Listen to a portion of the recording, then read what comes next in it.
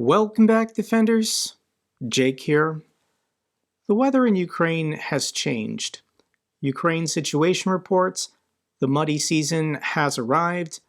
Mud, rain, frigid temperatures, snow, and wind are slowing things down on the battlefield, but the fighting will continue.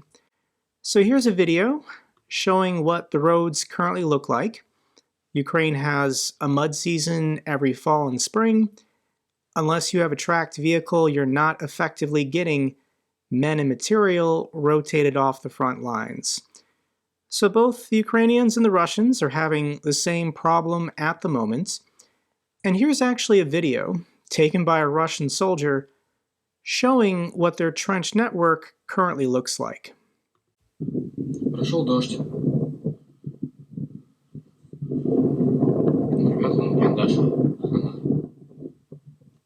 Has to be 2 or 3 feet of water filling in the trenches they just dug probably a couple months ago. And here's what a Russian dugout currently looks like, as being underground is the safest place to be normally. Он выше, блядь, уже убегает, блядь. Блядь, пизда, ну и в ковчег, ёбаный в рот, блядь. Тут уже вон, блядь, этот поплыла, блядь. Ящик поплыл, нам. Ебать, пизда, меня заливает, нахуй.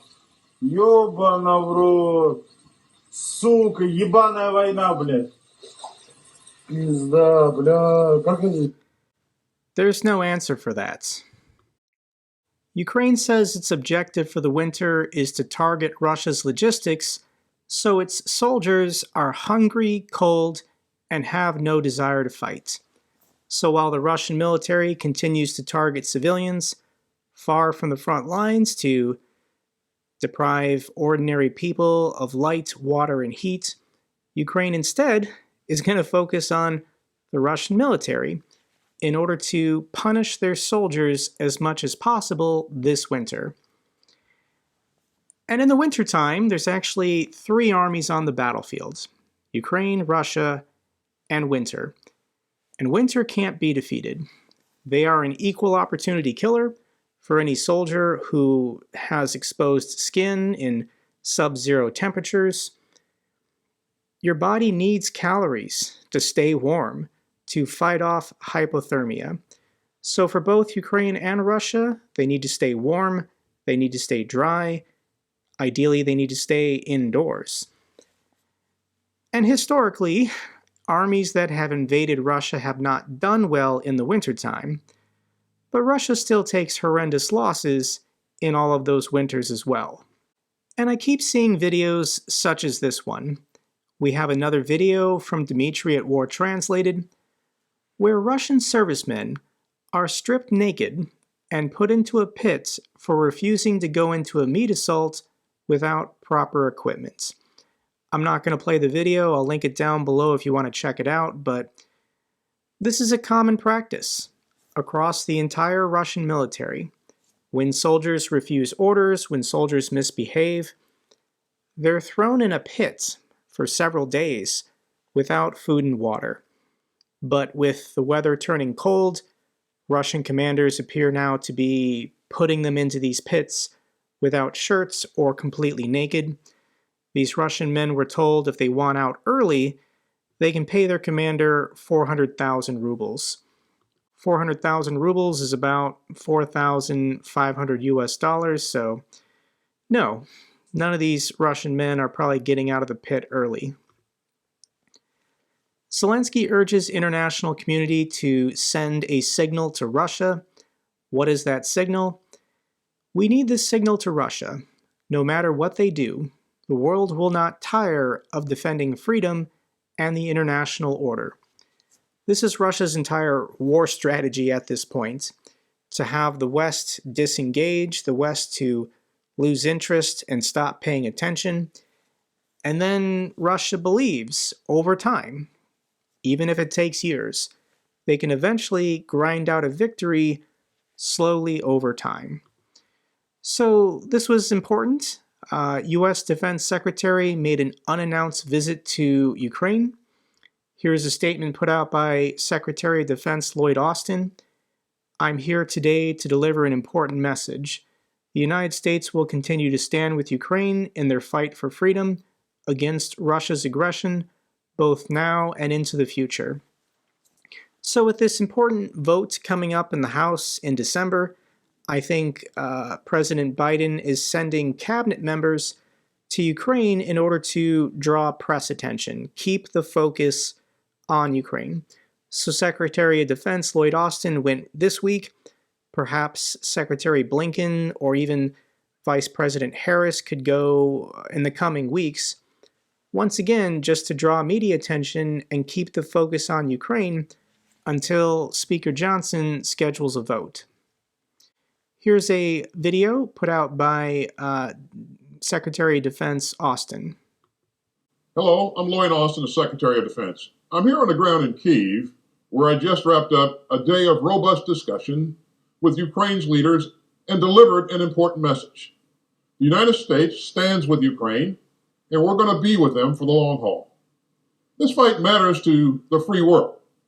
The U.S. is always going to be on the side of democracy, and as the Ukrainians continue to show grit and strength in the face of Putin's aggression, we've rallied allies and partners to stand up to Russia and to make progress toward a brighter future, because that's what American leadership is all about. And our resolve is stronger than ever. Secretary Austin also announced another $100 million military aid package for Ukraine, including the usual stuff: HIMARS ammunition, anti-aircraft missiles, 155mm artillery shells. Also visiting Ukraine this week was Germany's defense minister. This is Boris Pistorius. And here's what he had to say. Therefore, I have the honor and the pleasure to announce a new package for my visit here. And in this package is included, of course, another 4 further systems of IRIS-T SLM. Is included is artillery ammunition of 155 and panzer defense mines. So we are altogether, it's a package of 1.3 billion euros, and I'm quite sure this is the 5th package since last winter. This will help you in your fight against the Russian aggression. That means, and that underlines, that we stand with Ukraine sustainably and reliably at the side of Ukraine. Wow. A 1.3 billion euro assistance package, including 4 additional IRIS-T air defense systems. This is incredible. Thank you so much, Germany. And here's a hypothetical map. This is made by Ukraine Battle Map. And we don't actually know where Ukraine's air defense systems currently are. So this is a hypothetical. But at the moment, Ukraine has 3 Patriot air defense systems, 1 SAM-PT, 4 IRIS-T, 4 NASAMS, and 44 books. But Germany just doubled it, with an additional 4 IRIS-T, hopefully arriving within the next month or so. This is going to do a lot. Ukraine is a very big country. They have a lot of territory to defend, but every little bit helps. So when we check in on the front lines, the city of Avdiivka continues to hold. I do think because of the rain and the mud, the Russians are currently conserving their strength, with the rumor being that they're planning another massive attack as soon as the ground freezes. They're going to wait for a deep freeze in order to get vehicles and men across open fields, but with the mud, they are slowing down at the moment, allowing Ukraine to catch their breath, resupply, and evaluate where they want to focus their efforts, holding back the Russians. According to Danilov, Russia may begin full mobilization after the 2024 presidential election. I remember hearing this rumor last summer, thinking that was crazy that Russia was going to wait another 9 months. But now that we're coming up on December, this is only 3 months away. I think Putin and Russia's military leaders believe now they can easily last that long without full mobilization. So after Putin's next enthronement, the regime will be anchored, which basically means giving it a free hand. That is why Ukraine and the global community now only have about 3 or 4 months to prepare relevantly. It's shocking to say this, but this war in 2024 could become more deadly than it was this year in 2023. If Putin actually does mobilize another 500,000 or 1 million Russian men, one, he's not going to have equipment to give them, so it's going to be more deadly for Russian soldiers, but bodies are bodies, and this is how Russia has won wars and expanded their empire in the past. Not caring about casualties, not caring about the lives of their soldiers, you just send them across the breach until your enemy runs out of bullets. Staggering, but unfortunately, this is what the world is preparing for this war next year. And here's an interesting tweet thread from Timothy Milonovov. He is the president of the Kyiv School of Economics. The war is tough, and the mood in Kyiv reflects the reality. First, there is a realization that the war will not end soon. It will last at least through this winter and potentially years. The initial adrenaline has run out. We are now in marathon mode. Second, we now understand that the Western support is determined by domestic politics, looking at Slovakia as a case example. And there might be much less of it in the future. So we are grateful for any support, but we have to count on ourselves. Third, we must protect our people, both civilians and military. Russia doesn't care about sending tens of thousands to die, but we do.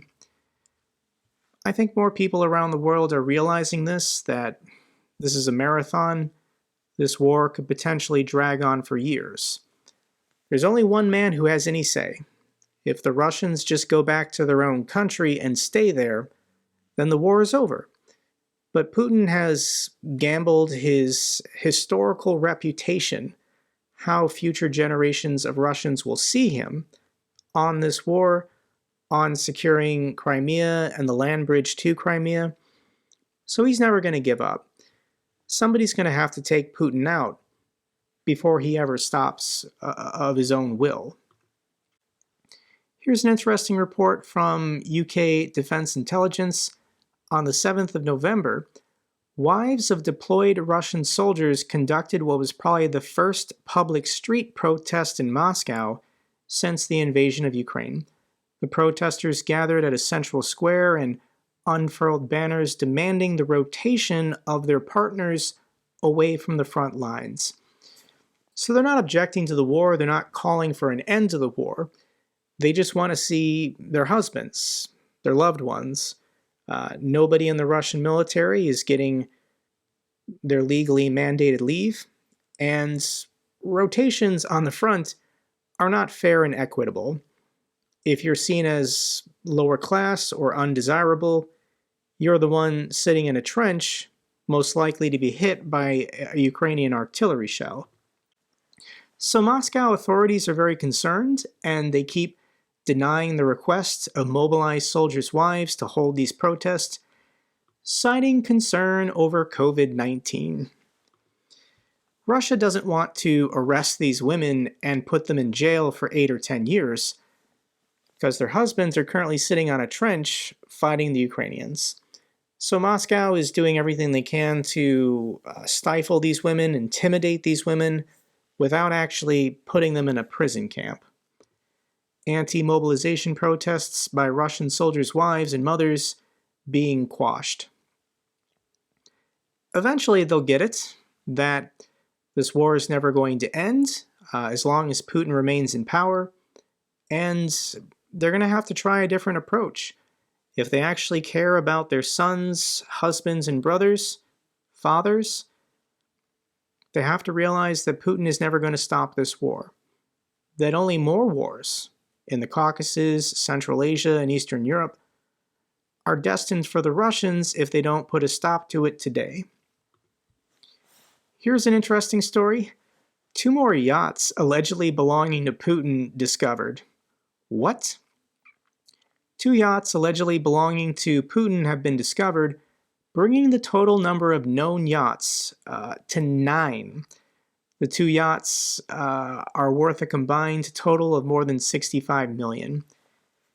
So does Putin, secretly potentially the richest man in the world, does he just have like a super yacht in every sea in the world so that he doesn't have to commute his yachts around the Mediterranean and the Baltics? But I don't understand this, why you would ever need or want 9 yachts. You probably wouldn't even see all these yachts in a given year, but seize them, sell them, send the money to Ukraine. Here's a cool video that I'm going to link down below. This is a Russian T-90 tank about to be vaporized by the Ukrainian forces. I can't show violence, but I promise this is a very satisfying video if you want to check it out. I'll link it down below, and it's up to you. Russian airlines invited to launch flights to North Korea. Pyongyang is loving the attention. They're currently supplying artillery shells and maybe even missiles to the Russians in exchange for whatever they want. And what I think Kim Jong-un desperately wants is legitimacy. North Korea is a pariah state where nobody visits. So they're offering to allow Russians to visit Pyongyang when there's really no tourism industry in Pyongyang. You can't get off the flight and then catch a taxi and stay at a hostel and check out the local restaurants. That's not how North Korea operates. Ordinary North Koreans are not allowed to interact with any outsiders because then they would get the truth about what the outside world is actually like. And for anyone thinking about flying domestic or even international on a Russian airline, if you remember back in September, this Ural Airlines passenger plane made an emergency landing in Siberia.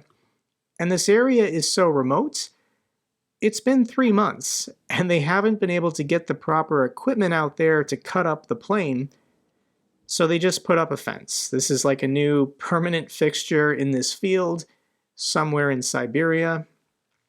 This plane can't take off, and it's probably going to sit there for years, as Russia doesn't even have the resources to get this plane out of there. Here's some good news. Japanese delegation visits Kyiv and pledges $175 million for reconstruction. Thank you so much, Japan. You guys are incredible. Final couple clips. This isn't a feel-good one, but the world needs to see this, so I'm going to share it. These are Ukrainian children underground in a shelter praying during a Russian drone and missile attack. Чтобы никто не пострадал. Просим твоей помощи. Чтоб Путин понял, как нам тяжело. Защити всех детей, которые находятся сейчас здесь. Защити всех. Чтоб россияне поняли, что мы не плохие. И вот закончится эта вся война. Чтобы все было хорошо и никто не пострадал. И чтоб танки не стреляли в дома. И чтоб люди выжили. Аминь. Аминь.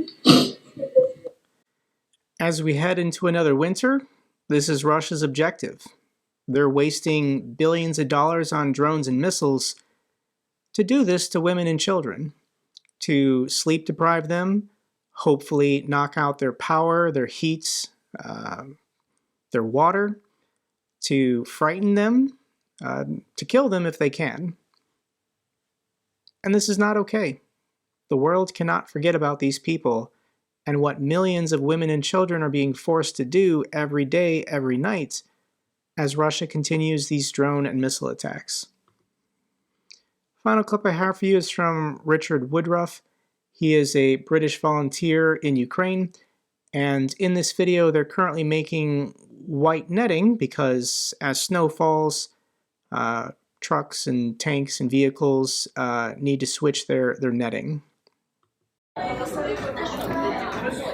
Look who I've got here. I've got Julichka, I've got Pani Guten Tag, I've got the whole gang.